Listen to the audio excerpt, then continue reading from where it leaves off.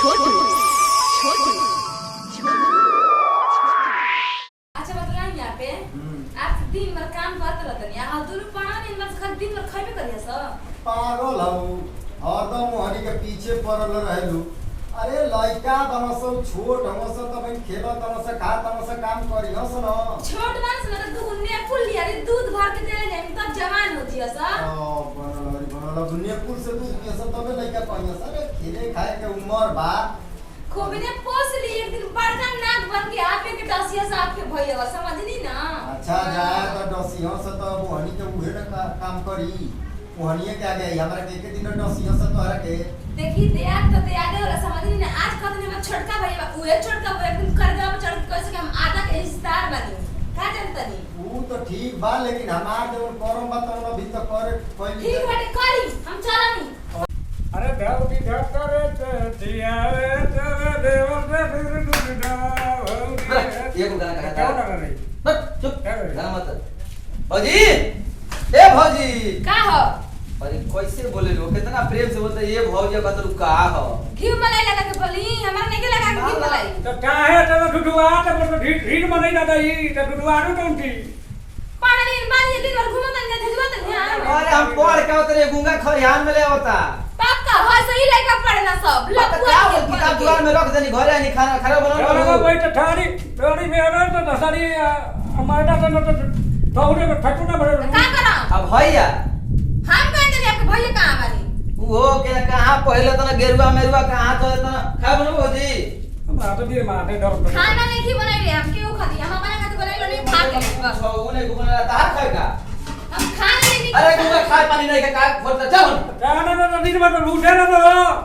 हां ये रुक जो बाबू हो मर गई ना के नहीं हो हम लेकिन अरे माले तू कैसे बोलत है मुंह से बोलता नहीं और कैसे ऐसा बोलता ही बोलो बाबू हमनी के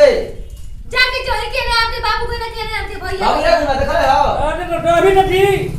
ये बात वो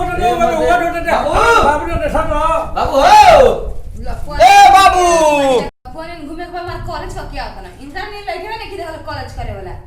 पढ़ाई तो जन करते तुम कलेक्टर बन जीबो देखते ना नहीं हम फुरवाओ तुम तान जाने के बना के बहुत दिन का होल रे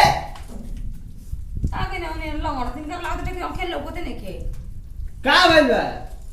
काहे का भेल जा अपन पढ़वाले पूछी तू कुल का गेल हो सब घर में से हज करे नौकरी करे लपको इन कमर बांध के गमछी घूमे के बाद कॉलेज का के नहीं है बाबूजी जाके हाथ में बना खाली हमारा नहीं के बनाए खाना ढोरा झगड़ा के लिए लिखा रे चल तोरा त खाली हाला करबे बैठा कहां ढुमता दिन भो खरियानिया में गए रहनी हो कहां गए हमर त लोग कबे सिरा त खाए मांगे तो ये त कर करात रही हमनी पर क्या कैसन बियाह कर देबो त जनाई उनाई है ना तहारा से देखो बोलत नहीं खिंजा आ हाला वाला कर मत हम अपना बाप से बतियावत नहीं जाई वापस मत हमरा से बोलो काहे रे ये को पतो खोजले बोलै जा आउ कहां के बता भैया काहे दिन कहां गइला मौगा बोलाबो अब त आज फ्रेज है बताओ आवत हमनी को हो रे दिन भर तू डाडी ठराव अठाए तो भाई फोटो होई ने तो ओडी थेबो तो हराबा का देबो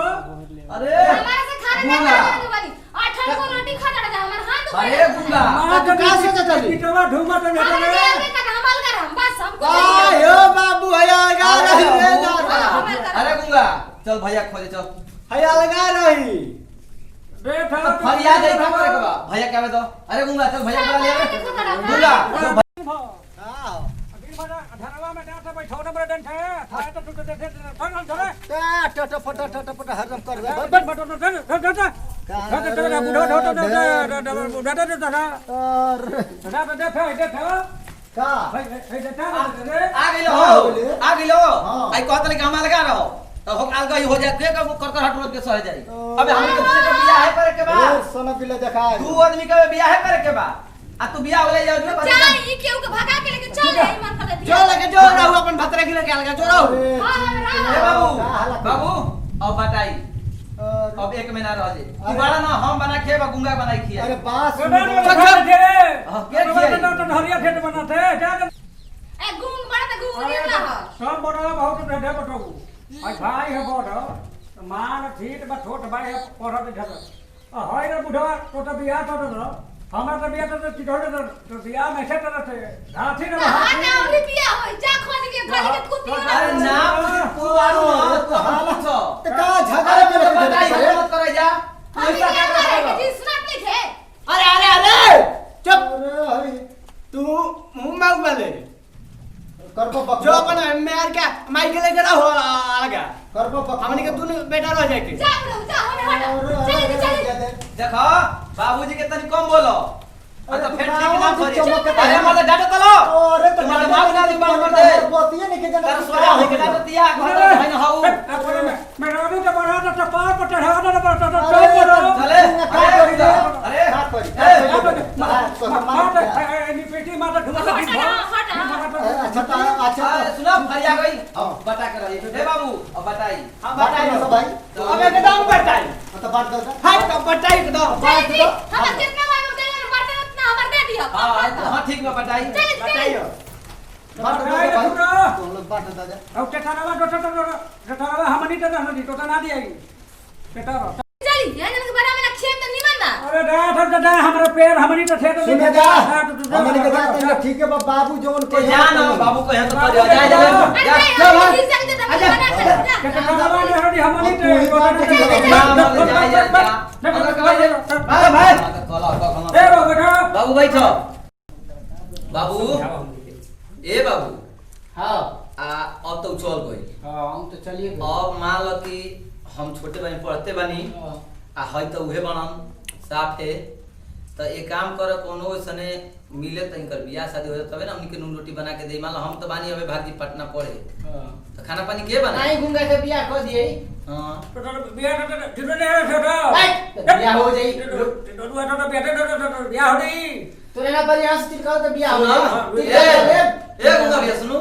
ई कोन जाना कि दिल करवा से तू बोलियो ले मत हां तू बोलिए मत बोलबे काम का बड़ा जाई अभी ऐसे होई ना आ तो ना बोलियो बियाह हो जाई मेरा होना नहीं ना टाई डिप्टी मैंने पड़े बेटा बेटा दे दिया ठीक बा। बढ़िया दे ठीक बा, ओइसन। दादा तू छोड़ ना हां। ठीक बा छोड़ दे दा ठीक। बेटा कबो दे बिया कर दे आ तू ना रबे ना तो तू ना रबे तो हमरा के देखा के बाबू हो जी ना हां हो जाई हां हां हो दिल जाई करे तो हमके दिखा हाँ। दियो